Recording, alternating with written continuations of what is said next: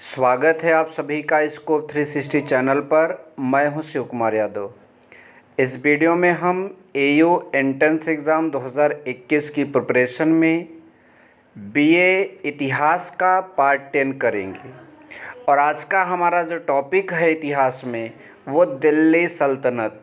अब दिल्ली सल्तनत में आज हम कौन से टॉपिक से क्वेश्चन करेंगे? गुलाम वंश।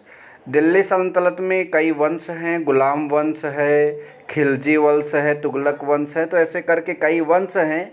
तो इसमें से हम जो आज का क्वेश्चन लेंगे वो गुलाम वंश से रिलेटेड होंगे। हमारा चैनल आपको टॉपिक वाइज मतलब कि क्वेश्चन प्रोवाइड करा रहा है, इसलिए आप हमारे चैनल को सब्सक्राइब कर लें। एंट्रेंस एग्ज़ाम के पहले सारे मतलब कि जो सब्जेक्ट हैं उसके वीडियोस आपको हमारे चैनल पर उपलब्ध रहेंगे, तो जितना मिल रहा है उतना आप लीजिए और इसको क्लियर करिए। तो चलिए आज का पहला क्वेश्चन हम देखते हैं।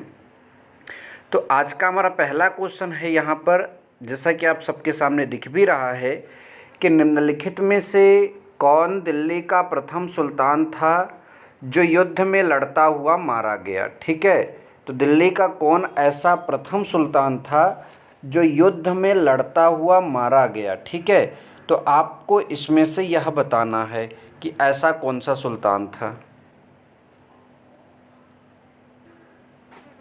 तो हमारे पास यहाँ पर पहला ऑप्शन अलाउद्दीन खिलजी है, दूसरा बहलोल लोदी है, तीसरा इब्राहिम लोदी है एंड चौथा सिकंदर लोदी है। तो आपका ऑप्शन नंबर सी जो है इब्राहिम लोदी इस प्रश्न का करेक्ट आंसर है। ध्यान दीजिएगा, युद्ध में लड़ता हुआ मारा कौन गया है? इब्राहिम लोदी। यहाँ पर नीचे भी मरने वाली बात कही गई है, लेकिन यहाँ पर किसी और तरह से मरने वाली बात कही गई है। युद्ध में लड़ता हुआ कौन मारा गया है दिल्ली सल्तनत में? तो ये आपको याद रखना है, इब्राहिम लोदी।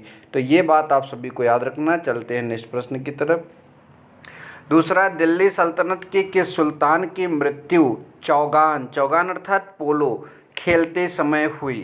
तो आपका option number A Iltutmish, option number B Balban and option number C यहाँ पर Qutubuddin Aibak and option number D Alauddin Khilji. तो इन चार ऑप्शनों में से आपका कौन सा ऑप्शन सही होगा?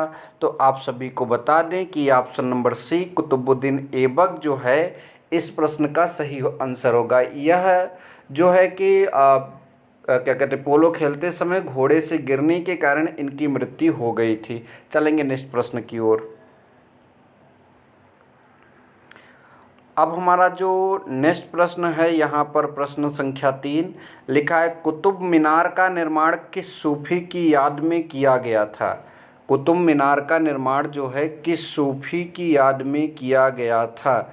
Option A Nizamuddin Auliya, option B Qutbuddin Bakhtiyar Kaki, option C Mohammad Ghaus and option D Salim Chishti.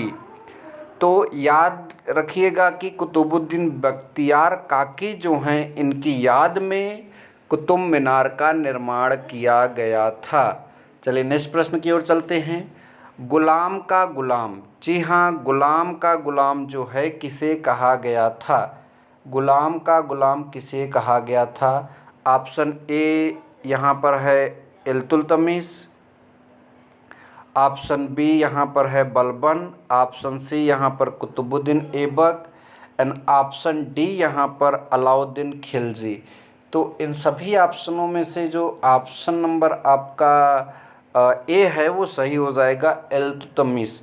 Iltutmish sorry, यहाँ हाँ सही है, इल्तुतमिश जो है यहाँ पर गुलाम का गुलाम वाले प्रश्न के लिए सही हो जाएगा। मतलब गुलाम का गुलाम किसे कहा गया था? इल्तुतमिश को। ठीक है, चलेंगे नेक्स्ट प्रश्न की ओर। प्रश्न संख्या 5 और 6 भी देखते हैं।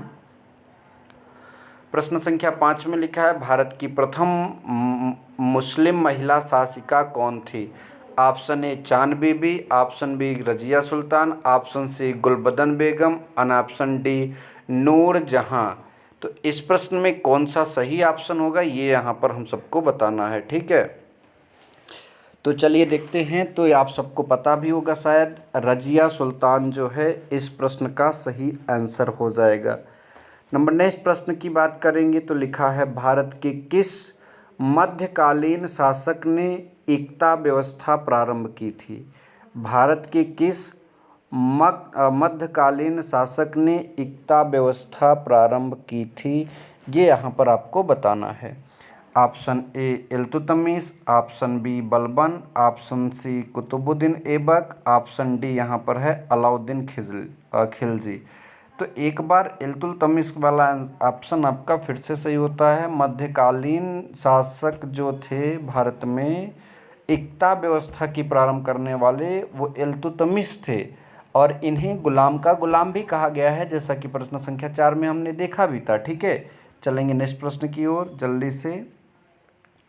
अब हमारा प्रश्न संख्या यहाँ पर 7 और 8 आपको देखने को मिलेगा। प्रश्न संख्या यहाँ पर आपको 7 में दिख रहा है, भारत में सिजदा एवं पाबोश प्रथा किसकी शुरुआत किसने की? भारत में सिजदा एवं पाबोश प्रथा की शुरुआत किसने की है? Option A Balban, option B Iltutmish, option C Muhammad bin Tughlaq and option D उपरोक्त में से कोई नहीं। तो इस प्रथा की शुरुआत करने वाले थे बलबन। कौन? बलबन। याद रखिएगा, बलबन ने सिजदा एवं पाबोश प्रथा की शुरुआत किया था। नंबर नेक्स्ट प्रश्न है, निम्न में से किस सुल्तान ने बाजार नियंत्रण व्यवस्था लागू की? निम्न में किस सुल्तान ने बाजार नियंत्रण व्यवस्था लागू की? Option A Balban, option B Iltutmish, option C Alauddin Khilji and option D उपरोक्त में से कोई नहीं। तो बाजार नियंत्रण व्यवस्था जो है वो अलाउद्दीन खिलजी ने लागू किया था। अलाउद्दीन खिलजी ने बाजार नियंत्रण व्यवस्था लागू किया था। तो प्रश्न संख्या 8 भी हो जाने के बाद अब हम चलेंगे प्रश्न संख्या 9 और 10 पर। लिखा है, निम्नलिखित में से रक्त और लोहा की नीति में विश्वास रखता था। निम्नलिखित में रक्त और लोहा की नीति में विश्वास रखता था, जिसमें से ऑप्शन नंबर ए आपका Balban, option B Iltutmish, option C Aibak and option D जो है रजिया। तो ये आपका ऑप्शन नंबर ए बलबन जो है इस प्रश्न के लिए सही आंसर हो जाएगा। नंबर नेक्स्ट प्रश्न है, तूती ए हिंद अर्थात हिंद का तोता किसे कहा जाता था? तो option A Amir Khusro, option B Alberuni, option C Abul Fazal, option D Badayuni. तो इस प्रश्न का सही ऑप्शन जो है ऑप्शन नंबर ए अर्थात अमीर खुसरो जो है वो सही आंसर हो जाएगा।